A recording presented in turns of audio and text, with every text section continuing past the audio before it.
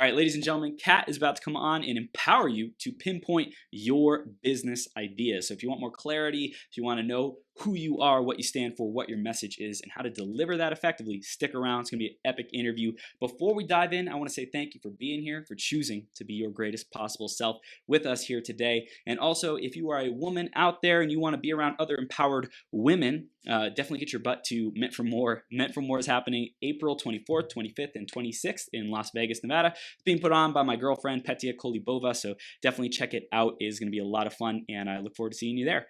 Next up is our iTunes review of the week, and this week, let's see who it is by. I believe it is Inspiration J Inspiration, greatest possible podcast. Chris is committed to being his best, his guests being their best, and his audience being inspired to take action to transform their lives. J Inspiration, thank you so much for that review, and if you want a chance to get shouted out on a future 12-hour live stream, go to beyourgps.com/iTunes or search Greatest Possible Self on the Apple Podcast Store. Leave us a review, subscribe while you're there. Keep getting all these amazing episodes of Becoming Your Greatest Possible Self and interviews with epic human beings like Kat, who's about to come on. And I look forward to growing with you. Thank you for being here. I'm going to introduce Kat in just a sec. Before that, grab a piece of paper, grab a pen, be ready to take notes, because this woman is going to drop some fire, some business fire on you to help you grow into your GPS and just be your just most awesome self. So let's introduce Kat, and then we'll bring her on the screen, okay? Kat McLead is the creator of Pinpoint Your Perfect Business, the proven framework for pinpointing your perfect niche for a high profit, high purpose, and high pleasure business while staying mom first. Kat helped sex workers transition out of the adult industry into high profit entrepreneurship 13 years ago. And that's how she developed the Profit and Purpose framework. It's since been continually refined and is now designed specifically for busy moms. She started her first multiple six-figure business 20 years ago and hasn't slowed down since, not even after having her son. And a fun fact, the business's profits meant that she had way more money than her husband when they first got married and was able to pay the entire $450,000 down payment on their home. Not that he minded. Oh my gosh, that is so freaking awesome. Kat, are you ready to rock the house, Superwoman? Let's rock it. All right, we are live on Become Your Greatest Possible Self. We're gonna dive right in. I love it. Speaking of houses, that is just so rad. That just boom, 450K because you're crushing it. You got the systems, you got the framework, you're doing it big. He didn't mind. He didn't mind. I love it. I love it. We're gonna dive right into the theme of today, Kat, which is you are meant for more. What does that mean for you? It just means that wherever you are in your life right now, you can create the life of your dreams. And I know that this is so commonly said, so people ignore it or they roll their eyes or they think it's not for them. However, I just want to briefly tell you that I came from a very abusive home. I grew up thinking I would be murdered at any day, sometimes with my father's horrific temper, got involved in the adult industry, made some pretty awful choices when I was young with eating disorders, depression, everything. And I am living the dream life for the last decade, really loving husband, super beautiful home, created wealth, meaningful, fulfilling work, great friends. So it is true that you do create your life and you are meant for more. Wow. I love it. I love your intensity as well, Kat. You are fierce and you know what you stand for. You are here to like really impact these moms' lives. And I think that's what they need is someone who's a stand for them and sees that greatness within them, loves them, but also holds them to a higher standard than they might hold themselves at times. Because you have gone through so much and you say, hey, I'm here on the other side of all that. If I can do it, then you can do anything you set your mind to. So just tell us a little bit more about how you serve these stay-at-home moms today. Like what is it that you're really standing for them? For my stay-at-home moms, I create businesses with them that take about 15 hours or less a week. I work 15 hours or less myself because I truly believe in being mom first, to creating that lifestyle that enables you, if you want to, be mom first. So I am there in the morning. I pick up my son from school every single day, and then I am completely mom first. We went rock climbing yesterday and out to dinner afterwards. We have play dates almost every day of the week or some kind of fun activity, or we just chill out together. I truly believe in creating that high profit, high purpose, and I've added in high pleasure since I've become a mom, because being a mom is a rewarding yet extremely draining and challenging job that you don't get paid for. So that third P came after I became a mom. The profit and the purpose came with helping women transition out of the adult industry. And then that third P, pleasure, is really important in a sustainable business. Wow. And we're going to dive into how like profit came pretty easily for you, and then you transition into profit and purpose, and then doing that, then you're like, okay, now how do I do this as a mom and make sure that I'm having fun and enjoying that work when the pleasure got added on? So I can just see where this is going, Kat. It's going to be a lot of fun. Let's go back into your journey and talk about maybe some not so fun times and some really challenging times as you had to grow and fend for yourself and really like step into your power to create a successful business and successful life for yourself. I went through some really dark times. Like you mentioned, I did make profit right off the bat. And I'm guessing some of your listeners would be like, if I just got profit, I would be happy. I don't know what Kat's talking about. And I hear you. I get it. And I can assure you that I had a multiple six-figure business at the age of 22. It did enable me to buy my first home in Los Angeles at the age of 23. So there are positives to it, and I'm not going to pretend they're not. However, as I mentioned, during this time, I felt really depressed. I did not feel like I was living a meaningful life. I was ashamed of my business. I hated it by the end of it. I really hated it. I tried to quit multiple times, and the money kept bringing me back.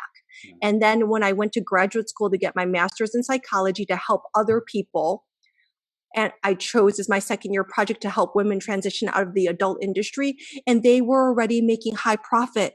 They were making hundreds, if not thousands of dollars an hour. And guess what? They did not feel purposeful, the women that I worked with.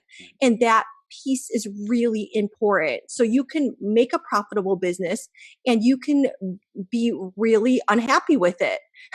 If you're struggling with making money right now and the idea of any profit just feels so good to you, I get it. I understand that. And maybe for you, that is enough at this point.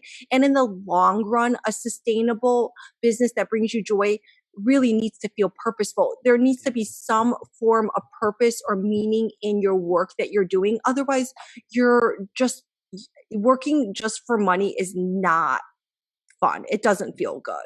No, it's like we get brainwashed and programmed to think that money is the end all be all. And once we have the thing that we, didn't have before, then we'll be free. We'll be like totally blissed out, happy and fulfilled.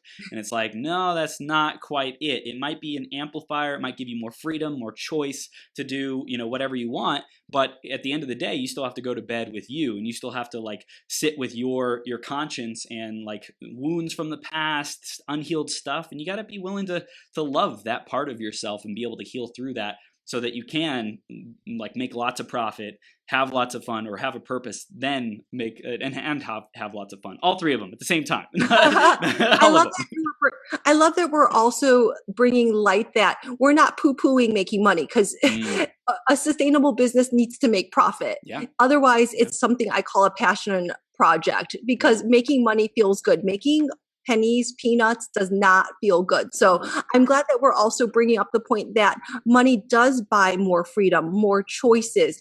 It does provide forms of pleasure, and it's definitely part of a successful business. It's just not the end only goal. Yeah. And I think even, correct me if I'm wrong, but I'm sure a lot of the women or moms who you come in contact with, they might have a relationship around money, around work, around how the entire family dynamic is supposed to work as well, right?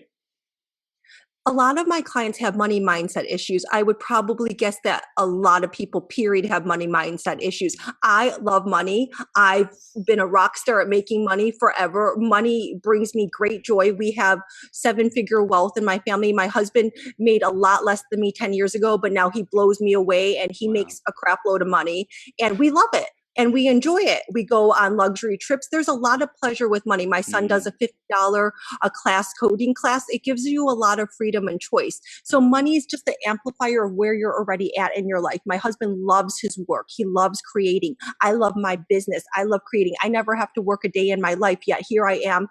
I love inspiring other women. I love guiding them to businesses, for them creating their dreams, for them to have a better life. And that feels so good when my clients have successful businesses. When they get their first paying clients, it's the ultimate buzz. I swear I'm more excited than they are. This is what I'm talking about, having that rewarding, purposeful business of helping other people, showcasing your talents, your gifts, what you have to offer the world. That is part of a meaningful and fulfilling life. 100%, Kat. This is gold. So let's dive into creating that business model that is profitable, purposeful, and pleasurable. We have those three values and we can move forward with that, but how do we actually do it, or what needs to be in place to achieve those goals? I love this question, and I'm going to start out with profit, because profit comes first. And it's also a huge problem for most people online. You'd be shocked at how many of my clients have come to me with business ideas that were never going to be profitable right from the start. They were never going to be profitable. A lot of these ideas, I call them the mom traps, and so many moms fall for them. For an example, moms are often told to blog. Now, 5 or 6 years ago, this might have been a viable, monetized platform, but now you're talking about working for a year, 2 plus, for absolute free. There's over a half a billion blogs out there, and most bloggers do not make more than $100 or $105 a month, the vast majority. And you're competing against these really full-time bloggers with teams. And this is not to discourage anyone. It's just that this is common advice. So what I see is some of my clients come to me after a year, 2 years trying to get a blog off the ground, or some kind of MLM thing, something like that, something that was not some jewelry business. I've had clients come to me trying to start businesses that were never going to be profitable, and it leaves them feeling like they just can't do it. They don't have what it takes. That's the biggest ouch. When really you want to start with profit. And the way that you do this is you examine your skills, and you really look at, with a scientific eye, what can be the most profitable. I measure things on my profitability index that I've developed over the last 13 years. And it's really easy for me it's an innate superpower. So some of this is innate, that I can just take that skill, that talent or gift, and really see where I can niche it in, where you can get the subset of that to bring in the most money. I've broken it down over the years through group programs, where it's really going in deep and asking people to draw this piece out. And part of it is just an innate experience of my own. But the way you do it is you got to make sure the idea is profitable. I'll bring up another example of a client. One of my clients came to me with offers all over the board because she's really multi-talented. She truly is. I've seen her work in all different fields, and that she's very multi-talented. However, she had a $47 offer and a $2,000 offer. This is extremely confusing to your audience, but she didn't want to take away any clients. She was afraid that she was going to turn down clients, and the opposite's the truth. When you have that many offers and you confuse your audience, they don't feel confident buying from you. So because of her vision and her goals to provide for her 4 kids, we niched her into the higher end offer. The higher end offer isn't always the best case, depending on what you find purposeful and pleasurable. She found this high end offer pleasurable, and the pleasure of providing for her family was insanely pleasurable. So we niched her into automation, which people pay way more money for, and she had to release all the other stuff. That's just part of being able to go into what is profitable and make sure that your business has legs from the very start. And you mentioned about taking that inventory of the skills. I really think that's valuable. Once people have taken a look at their skills, how do they know if that is in alignment with a business model that they can go serve someone with, right? Because I could say, oh, I love playing video games. How do I know if I can actually translate that into a business model? My answer is that it's very hard to do for yourself. I have had so many clients. One of my newest clients, she came to me after a year of trying to make funnels for people in health coaching. And guess what? People in health coaching do not want funnels. And she failed to test that. Wow. That's why it's really easier to have somebody with a lot of experience looking at your business. If you don't have that, it's the best to take 2 steps back and really look at it from a scientific, data-driven model. Do competitive analysis. Look out at competition, make sure there is competition. You want competition, because if you don't have it, that means that people are not paying for what you're offering. And like you mentioned, just because you want to do funnels for a certain audience or make websites for X person, you have to ask that audience if they want what you're offering. It's essential. Wow. So it's really, you have the inventory, and then you really go have conversations. You validate before you just start spending all this time and energy on building things for someone who may not even want that skill in the first place. So it sounds like validation is a really big part of profitability, just making sure that there is a market, that the offer is well constructed, and that once we get going, it's going to have legs. It's going to be able to keep going. It's very important to do that market research, that validation. And I have a different technique. I also want to make sure that when you're starting a business that you have access to your audience. Another main mistake that I see people making is they start businesses and they have a hard time getting in front of that audience. They start a business for people they don't have access to. That is such a hurdle to have to jump over when you are first starting out. So it's better to look at your current audience, and that's where you have to match the skills, talents, gifts you have with profitability, with your current audience and their needs. This is all part of crafting the right offer, an offer that's going to make people want to sign up with you, to buy from you. And they're all essential, and they're often missed. Kat, this is gold. I love it. It's like, it makes sense, but a lot of people don't just think about this, because like you said, it can be really difficult to do it for ourselves. But when we have someone outside of us giving us that feedback, helping to guide us to an effective solution and effective execution of that as well, it makes all the difference. I would say about 40% of people in my group programs come to the program with an unviable business idea. And the first steps is letting them more in that idea, and then giving them the choice if they want to continue with this idea because of their own passion. Because here's the truth: passion and competence does not equal profit. I'll say it again: passion plus competence or competence does not equal profit. So that's their choice. I always give them the choice that they can continue, but it will not meet their dreams, their vision for themselves.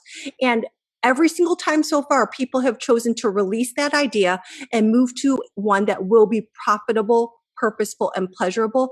And then I encourage them to continue with that passion as a passion project. So this is a mistake, that people think their passion projects are viable, profitable businesses when they never were. They are passion projects. You are totally allowed to do them. You should absolutely do what you feel passionate about, and understand that might not be a profitable business, and often is not. So a lot of misinformation is, if you have passion, you will find a way to make it profitable. That's not true. People who've spent 10 years trying to get passion projects off the ground can attest that it's just not the truth. No, it's passion and strategy, right? You got to have both. You got to have passion and clear thinking of, how do I channel this passion? Because we weren't, in my opinion, we weren't put here just to like go share our gifts willy-nilly. We weren't here to just kind of whoever comes along the journey and interacts with us, like that's who we're going to serve. No, it's like we're here to serve and develop these gifts like in the maximum capacity to be able to make an impact on this planet and have that purpose that you were talking about. You actually have a greater impact niching down more, pinpointing your niche, because you'll draw in more clients to you and you'll have that impact. When you try to be really general with your offer and try to offer everything and confuse people, you're actually making less impact, and it's harder for you to make that impact, because people aren't going to trust you. It erodes the trust. Wow, Kat, this is gold. Let's talk about the pleasure. Let's talk about the pleasure. How do we bring more pleasure into our life? Because we talked about profitability. Did we cover enough on purpose? I just want to make sure we covered that. If we jump too far to get to pleasure. Purpose means that you feel good about what you're offering. It's Mm, something that you feel like you're helping someone, that you feel proud of, that you feel good about.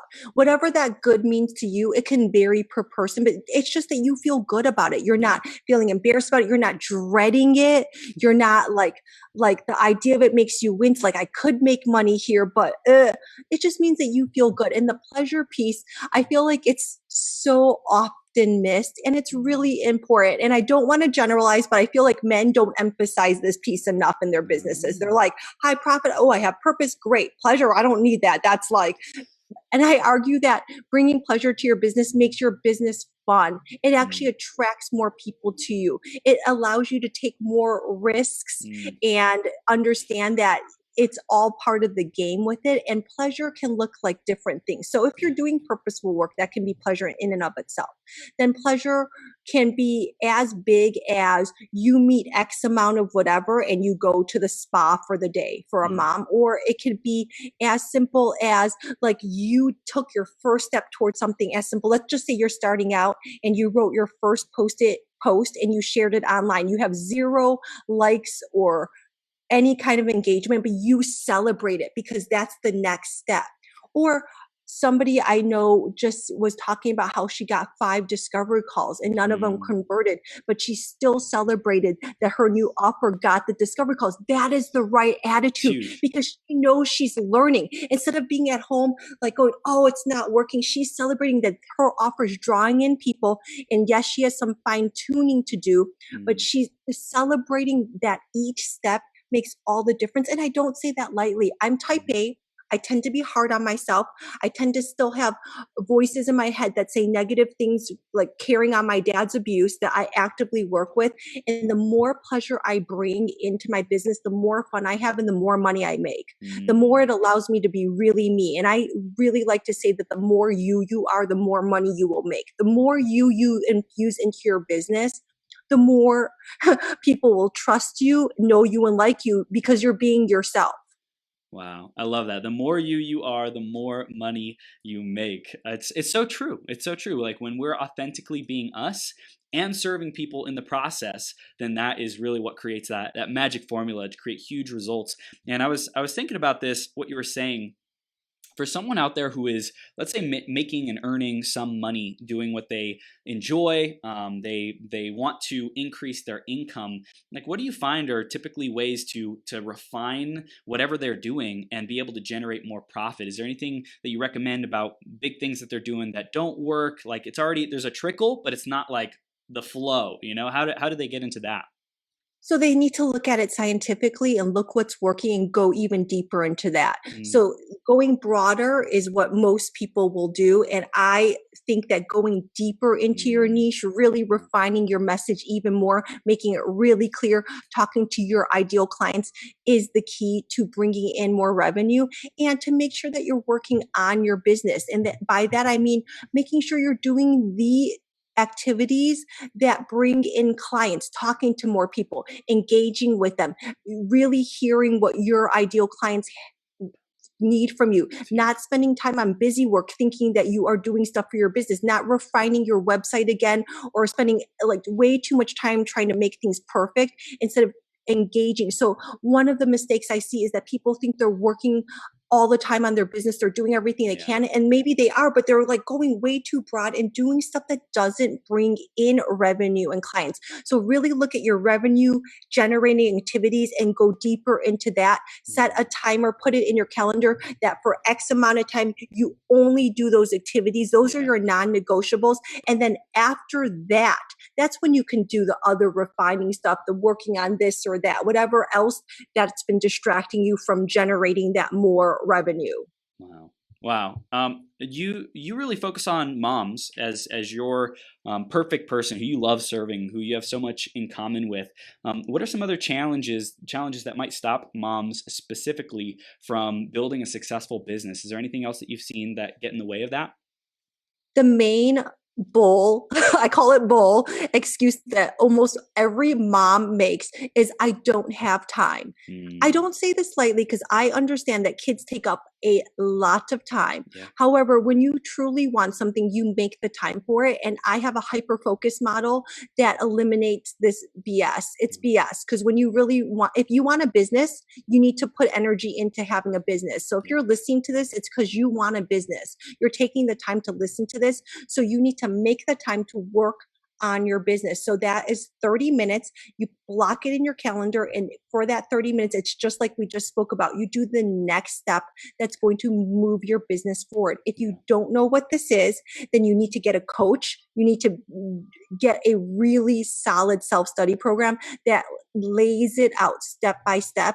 And that is how you move your business forward. It's the number one excuse I hear. And I can tell you right now that I've had clients be successful working 30 minutes a day. I don't even mean 2 hours. I mean 30 minutes a day and getting clients from that, even though my ideal scene would then be that for them to work 2 hours. And that doesn't include client work because each business is different. So client work varies per business. Wow.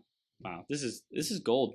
I think that there's a lot of women out there who are in that mom position, and they're like, I'm already juggling so much. How do I be successful with this? I don't have the time. And I love what you said there. Is it doesn't take like 5 hours, 10 hours, 20 hours a day. It really just takes that consistency in getting started and a willingness. And I also hear like, why? Why are you doing it? Why do you want to do it? Is it to help bring in more resources for the family? Is it to really have a purpose greater than just being a mom, which is a huge purpose. It's super important. And also it's like developing our passions, our talents, our gifts is one of the biggest reasons why we're here, Kat. Yeah, it's totally okay as a mom to want something for yourself. Yeah. Being a mom is amazing. It is a purpose in and of itself, and it's okay that it might not be enough for you. We were people way before we ever had kids. We were we Love were that. full selves way before we had kids, and I think that mom guilt sometimes comes into play. Yeah. Yeah, that's so powerful. It's like, what is our identity? What is our identity? And I see that you're really transforming their identities through the right behaviors, through the right mindset, through focusing on these key leverage points as well of profitability. Like, are you profitable as a business owner? That's what makes a successful business, a real business, right? Do you feel on purpose? Do you feel like you're using your time and your energy wisely? Because again, there's going to be people out there who don't have that purpose in their business, and they might be okay with that, but that's not your people. You want people who are like totally tapped into that greater vision, greater reason why they're doing it, and of course to have fun as well. We're not meant to like slave away for the rest of our life. Like, this is an enjoyable process once we get those fundamentals in place. As a busy mom, because we mentioned that it's a draining position in a lot of ways that you don't get paid for, having the pleasure of making your own money, Yeah. doing purposeful work and adding in that pleasure, it actually causes overflow. So you Mm, would think that I a love it. business can be draining, and a business built the wrong way is draining. I like to start businesses built right. Build it the way you want it to look like at the end from the beginning. So if you only want to work 15 hours a week, then work 15 hours a week. I don't believe in hustling. That's why I really believe in working smarter, making sure you're profitable, making sure you add in these pleasure pieces, because it really can make a huge difference in your life when you build the business right and you feel really good about it. Wow. I love what you said there, that just because you're starting a business doesn't mean that you need to put in 60 hours a week to get to where you want to go. Like, it's if you give up what your value is, like spending time with family to get to where you want to go, is that truly an integrity? Like, to build a life where you're building business and being there for your family is so important. Yeah, I'm not saying that if you're feeling super inspired and this feels purposeful that you can't do a 4 hour Right. stint Right. or more. I do that. Sometimes at nighttime when my husband's working late, I'll do another like few hour stint Heck because it's yeah. coming from a place of pleasure.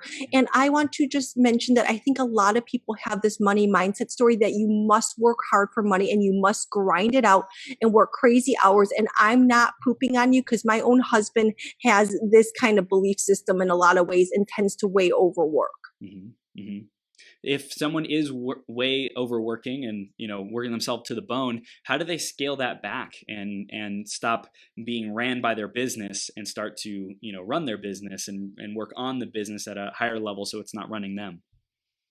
It's like we have been repeatedly talking about. Look at your money generating activities. If you're working 60 hours a week and you're not generating money, then that's a huge problem. And what you're doing isn't working. Like, it just isn't working. So that's when, if you're at that point and it's been a sustained amount of time, then you really need outside help. You need to hire a coach that you feel in alignment with, that you really trust, to help you, because your expenditure, your hustle is not in the right direction, and it's not producing the results that you want, and it's not worth all that grind. Yeah. Kat, you were talking earlier about your son. He's building coding courses. Tell us a little bit more about being that teacher for your kids. That's something for me. It's really close to me to be a great dad. So I'm curious, what inspired you to teach your son how to be an entrepreneur? No, I outsource this. I don't teach this at all. I have zero coding abilities. My son is a better coder for real. No, my son he was in parkour class, like American Ninja Warrior, and he wanted to code. So I made him finish out the year of parkour, because that was our agreement for it. Yeah. And then 3 months later, he still wanted to code. So I enrolled him in a coding class. And I was just saying that this is a pleasure of bringing in profit. A lot of households would not pay $50 a class for his coding, for an extracurricular coding class, but we do that every single week. Wow. And he's doing JavaScript. He's doing freeform JavaScript at the age of 7. He wants to code because his dad is a huge coder. My husband is a huge techie nerd, and my son wants to code, and his brain works that way. My brain does not work that way. I am being completely honest that my 7-year-old son codes better than me. I love it. I was totally referring to, you taught him entrepreneurship and like, hey, let's teach you how to get this course online. I have no idea what you're doing, but let's figure out how to make a profit from it. I do encourage him to be an entrepreneur. I am one. My husband is one. Yes. And my husband also works in corporate too, so he straddles both fences. I have that desire for my son. However, it is his choice. Yeah. I do speak in that way, like if you choose to do this, or you have that, or when you run your business, I do kind of put the little seeds in there, or little seeds like, if you were acquiring a struggling business, like little tiny seeds in his brain working in a direction that, maybe I'm steering him to, but it's his choice. I mean, he could be like, you're just guiding with questions. You're guiding with questions, Kat. And I think that is one of the most important things we could do as a parent, is like asking open-ended questions and teaching them how to problem solve, teaching them how to create solutions, how to create whatever their vision is, right? Because kids have the wildest imagination. And if we give them, hey, like, how would you go about achieving this result? Or given these resources, given these constraints, how would you be able to accomplish this goal? And just let them go wild. I think that's one of the most valuable things that we can do for our children. Something else I think I take a step further is that when my son and I are having this discussion, and remember, he's 7 years old, I always tell him, if he comes up with a viable business idea, like a really viable, profitable idea that he's really purposeful about, that my husband and I will fund the idea. We will be his seed round for his business. Wow. So I always tell him, you don't need to worry about that, as long as it's viable, has a great plan, like really thought out, and something that you are going to see through. The gift is that we have that ability to seed his dreams. Wow. I'm curious, I know we talked about it in our pre-interview call, but the transition from helping people in the sex industry, and what caused the transition to really focusing on moms? That's easy. I became a mom myself. So I did that work with helping women transition out of the sex industry over 13 years ago at this point, about 13 and a half years ago. And it was part of my second year graduate school project. after I graduated with my master's in psychology, I opened up my practice. So I did not only focus on that population anymore. I added in men at the time. I just basically was all over the place and unniched. It was the beginning of life coaching and business coaching, and that was niche enough and new enough to draw in clients from all over the board. And then I really settled in that I really like business coaching. I love starting businesses. I've helped so many people start successful businesses at this point. And then when I became a mom, I planned on being a pampered stay-at-home mom. I had worked, I was very successful, and I had some issues with conceiving and carrying a child. So when my son was born, I wanted to be all in on being a mom. I didn't plan on returning to the workforce at all until my son was much older, or I didn't even think about it. I just wanted to be a mom. When my son entered preschool and I had me time again, I was bored out of my mind. I was so restless. I was grumpy. I was reading stupid gossip sites for like hours a day, and I was unhappy. And luckily for me, I was really honest in talking about this with like a fellow mom, and she was bored too. So I helped her start a business for free. I went back into coaching. I got my feet wet. I had a great time. These were really casual. My first few clients when I was helping moms was super casual. It was literally done over exercise walks, bike rides. Like it was not formal like it is now, over like we have a coaching package, we have a signed thing. It was really casual and I loved it. And now that my son is in school full time, I scaled my business online. I ran group coaching programs. I do one-on-one work. I have a digital course. I really enjoy it. And I'm just way too smart with valuable tools to be bored at home and restless. It's like sitting on all these gifts and talents. Like, what am I doing? That's what I was doing. Do you think a lot of moms are in that position, but they just haven't like gotten uncomfortable enough with sitting there knowing that they should be doing more? Or do you think that they're trying to do something, they're efforting, and it's just not producing results that they want? I would say most of the moms that I encounter, they want to have successful businesses because they want to bring in revenue. They need to bring in revenue to maintain or elevate their family's lifestyle. I would say at my fortunate social economic status that a lot of the moms I know are full-time stay-at-home moms and have no interest in ever working again. Now, our kids are still young, so that might change, and that's okay. I have a close friend. I'm going rollerblading with her tomorrow. She has no interest in ever working again. She does not understand why I would work because my husband's very successful, and I get it, and I can't understand why I wouldn't share my dreams. So everyone is different. So that's why it's a choice. If you're listening to this, I'm going to guess that you care about starting a business of your own for all the reasons that we've talked about, for money, for purpose, for pleasure, for some identity, for confidence, for feeling like you have your own thing. Wow. And I think that's like going back to that you are meant for more theme, right? Like we're meant for so much in this life. There's so much available to us. There's so much that we can create. Like, I think that one of the biggest travesties that went on in previous generations is settling and saying, well, this is all there is. This is all I'm meant to have. This is all I'm meant to be. This is all I'm meant to do.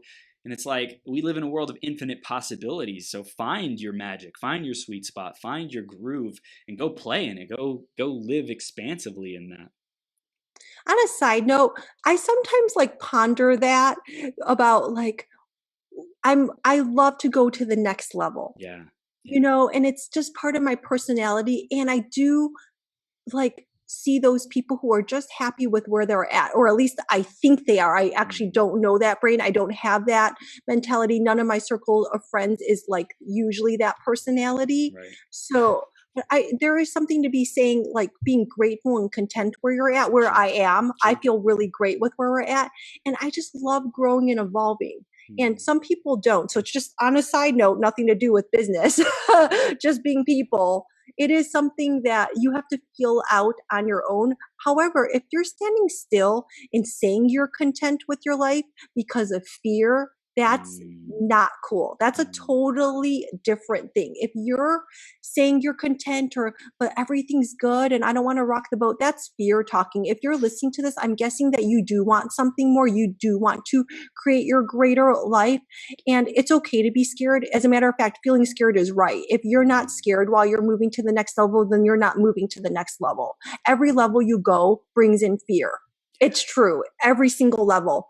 Like every level does. yeah, and it also takes like a commitment, a dedication to say, no matter what comes up, I'm gonna be able to, I'm gonna face it head on. You know, number one, I am enough. Like I can handle anything that comes my way, and two, it's like I am intentionally putting myself in this probably extremely challenging, potentially uncomfortable situation over a long period of time to grow myself into being the best version of myself, because the why at the end is worth it, because I want to bring in more for my family, because I want to have more free time, because I want to have more freedom. I really love how you're talking about you can go do these amazing things with your family because of the profitability, because of how you've designed your life, and the ability to be free doing it. I think that's so important. A lot of people really want that.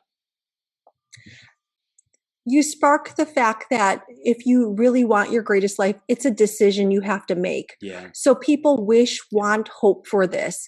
And they're listening to us going, oh, it's easy for Kat to talk about or whatever. They can do it, but I can't. And it's truly a decision because like we talked about, you have to make that commitment to move yourself forward, despite the fear, despite any excuses that you have. It's something that it's a decision that you have to make in your being, and that's what's going to propel you through the consistent action. And you need to take consistent action to build a business or the life of your dreams or anything done right. Wow. What do you think are some of the top values that you and your husband stand for in your family? Like, what's important to you? It's like this entrepreneur mindset that's just naturally happening. What do you think are the values that's driving that? The entrepreneur thing or just values in our family, Yeah, values in period. your family. We really value family time. Even this morning, my son was getting ready for school and we still took, I would say, about 5 minutes to snuggle in the bed with the dog. I really value my family time. We do a lot of stuff as a family because of the businesses that we created and the wealth that we have. We travel extensively. So every year we've taken trips for about 3.5 weeks at a time where we've Wow. gone all over Britain, all over Asia, just wherever the trips are overseas, and we're together all that time. And yes, we stay in suites. We've Mm, created a life that allows us to have that pleasure and to travel in a way that feels really good and gives us opportunity to explore things and say yes to situations. On a side note, I tend to be frugal in other ways, and travel is not one of them. That is a pleasure of mine, and I will mm, spend on that. I don't spend frivolously. Like, I don't care about handbags at all. Just mm. side note here. Before people think I'm just spending all this money all the time. It's not true. This is just Wow. something that for our value, we value this family time Yeah. exploring together. That's one of our values with each other. We value very open communication. I love that my son had a play date with a new friend last week and his feelings were hurt because that person had a lot of turns with picking what to do and my son had two. And Mm, I asked my son, who was crying at the end, remember he's 7, do you want to tell the boy how you feel? And he said yes. And he said, I feel sad that I got 2 turns and you got 50. And the boy was like, no, I gave you turns, I got like 10. And he's like, no, it was 50. I got 2 turns and you got 50. And I was really proud of him that he mm. had that verbiage. I mean, can you even imagine age 7 saying, I feel sad Oh my that this gosh. occurred? Oh my gosh. And then I said, okay, I just try to work it out. I'm like, it's okay. These things happen. Maybe next time, what can we do? And it was like, try to make more turns. So I love that he's getting that communication skills Yes. down. Yes. I hear that being self reliant and also like knowing how to communicate, how to have emotional intelligence, empathy, things like that. Like to be able to verbalize these words, I think is something, especially like it sounds like when you had some difficult times growing up, I'm sure a lot of those things you weren't able to express. Yeah. You didn't know how to communicate No that stuff. And so like way. you see the impact that that had on your life, and you're like, I just really want to give you these gifts, these skills, so that you can navigate life with the most success and freedom and fulfillment, and feeling like you have a great life. Yeah, I think that the communication skills is really important. More so with this digital age, Mm, it's like we have so much access to people, but we're really craving connection. yes. So I believe that having that skill to connect, I mean, this is such a side note. I've never talked about values in my family on a podcast before. So it's fun, right? I've never been asked this. On a side note, I do believe that being able to connect and communicate is essential for business. Yeah. I don't Yeah. want my son to be disconnected behind a screen all day because he could. Yeah. Oh yeah. He's obsessed with screens like Oh yeah. most kids are. Oh yeah. I have to limit them. I got to put the time limit on them. There was like tantrums every time they went off, and I threatened to take them away. If there's tantruming after they go off, that thing's done for a while. Wow. Like, so the point is like that communication, It's that huge. human connection is super important. And we have that every day. I would say that we have a very close, loving family. Wow. And that's big for me because I did not grow up in one. My Mm, husband grew up in one, though. My wow. husband definitely is a very supportive, loving man. It's similar to Petia, my girlfriend, and I, because I had some really great parents who are still together after 35 years, and she didn't have as great of a family environment. Her grandma, her mom, like super loving, but not so much from her dad's side. Mhm. And I'm just really grateful because in our relationship, and we don't have kids yet, but we will, and super super stoked for it. In our relationship, we wake up together, we kiss each other in the morning. Whenever she leaves, I kiss her, I say, have fun, enjoy yourself, kind of thing. Whenever we eat like a meal, any meal, we sit down, we bless the food together. So I love that we have these values in common, and that we're bringing it not only to our family, but also in the business that we run, because these values, family, connection, communication, like real presence with people, authenticity, like real love for people, that it radiates everywhere in life. And I think when we're congruent with that in all areas of life, that's when we really thrive. That's when we really shine and have like just such an amazing life to live. It's true. And it gives you so much energy. Like Yeah. the fact that you can go 12 hours and still be like super high vibe near the end of your 12-hour streaming is very telling at what level you're living at. Thank you, Kat. Thank you.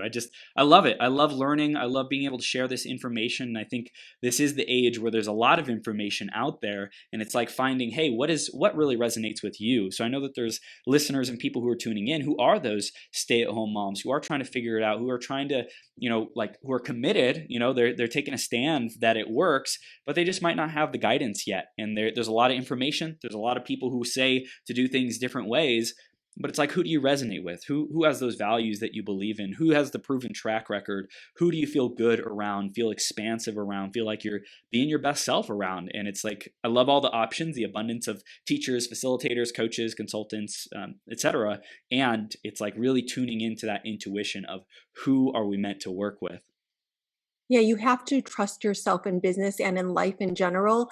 And when you're talking about like specifically stay-at-home moms or really busy moms, I would say a lot. Most of the information on the internet is not really great. It actually leads moms into what I call the mom traps. The most common Yeah. information for moms doesn't take into account their own individual skills, Wow. strengths, and talents. And it's always about something like starting a blog, Hmm. doing MLM, doing childcare. This is very, very common. And that's where it is important to trust yourself and to believe that you have what it takes to do your own business, because that's really where Mm. that sense of purpose, that profit, that pleasure comes from. Yeah, yeah, and I love the trifecta. You keep bringing that back around in all that you do. So I know you have different programs, different offers, coaching packages, things like that. Can you tell us a little bit about like which ones you're most excited about or are currently running and open to the stay-at-home moms who might be tuning in? I work with busy moms. So a lot of my moms are stay-at-home moms, and most of them are actually working moms wanting to leave corporate because they want Mm, to be stay-at-home mom entrepreneurs. So I actually gear towards something I call a stay-at-home mom entrepreneur. That means mom first entrepreneur. You're working from home, you have a home-based business, and you're an entrepreneur that allows you to be mom first. I just want to clarify it's good. that it's not only about stay-at-home moms. It's beautiful. And I most enjoy my one-on-one clients because I love really diving deep and having that connection. I also enjoy my group programs because I still have one-on-one contact. It's not as much, it's not as deep because we're in a group thing, but it's kind of exciting because it's a group vibe and there's a support in the group.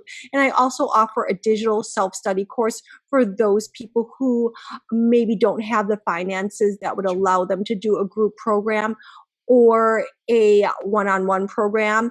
And I realized that I have people who can't afford to invest in that Hmm. kind of level of support, and I didn't want to leave them hanging. So I took my group program and I made it into a digital course. It's the Yeah. same features that I use in a group program without the one-on-one feedback. It's the same exact prompts. I use actual client examples to really be able to help people go deeper on their own.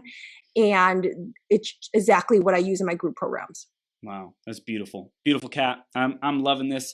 For the people who are feeling like that, they want to do it and they're committed to doing it, but there might be some hesitation. They might not know, like, is this the right fit for me? What do you have to reassure them? Like it sounds like you've worked with such a wide variety of different moms and stay-at-home mom entrepreneurs. I love how you made that correction. It's like it's not just stay-at-home moms, but it's like it's the business-minded and committed to bringing in more revenue, living their purpose and pleasure as well. We want to talk to them who might be saying, "Is this the right thing for me?" Like, what have you found when you work with people? How do they know if it's the right fit for them? They have to trust themselves.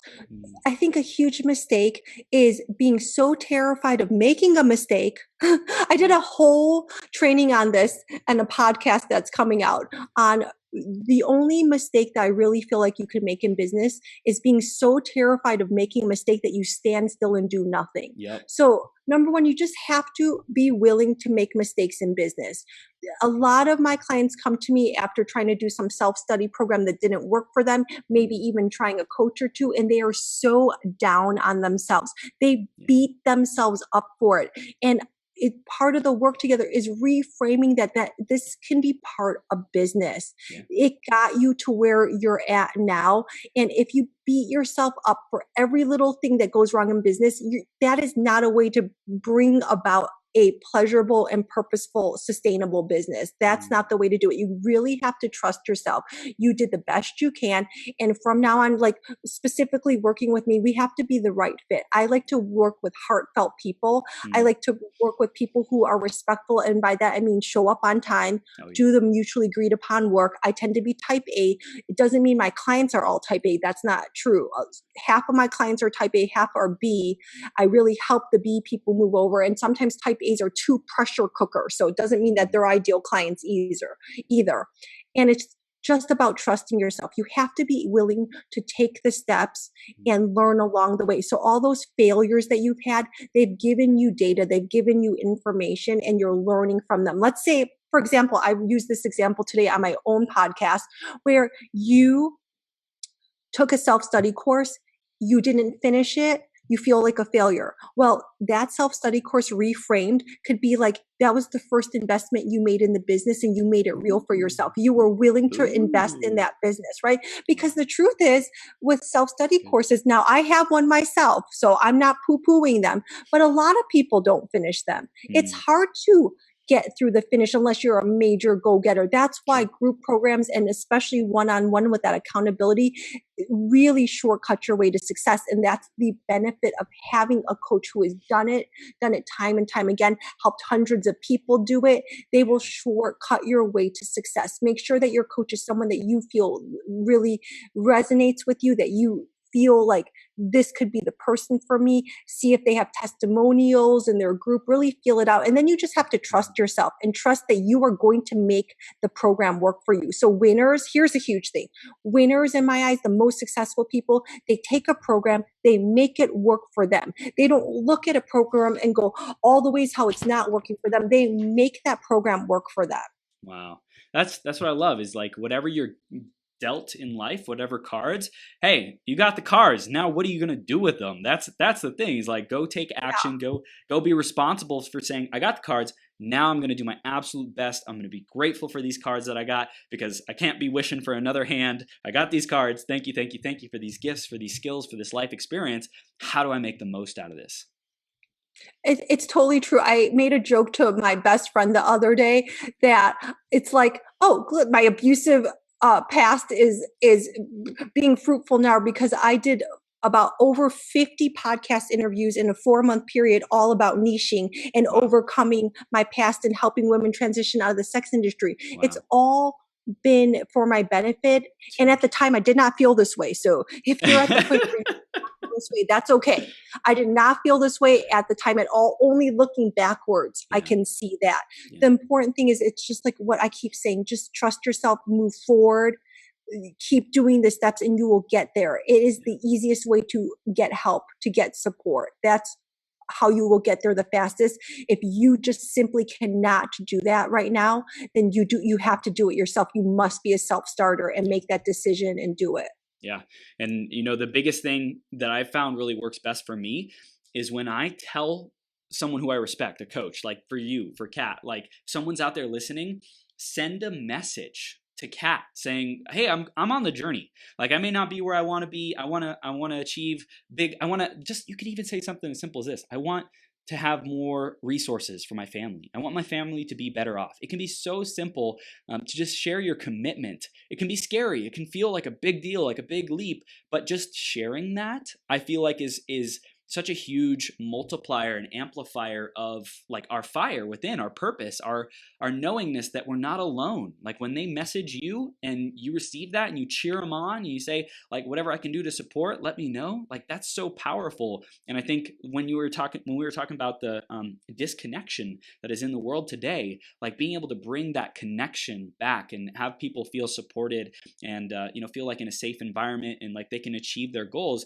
it's so important, Kat. So I know that they're going to get that with you. Let's tell them what are the next steps for them to connect with you, the website, and how they can get in contact with you.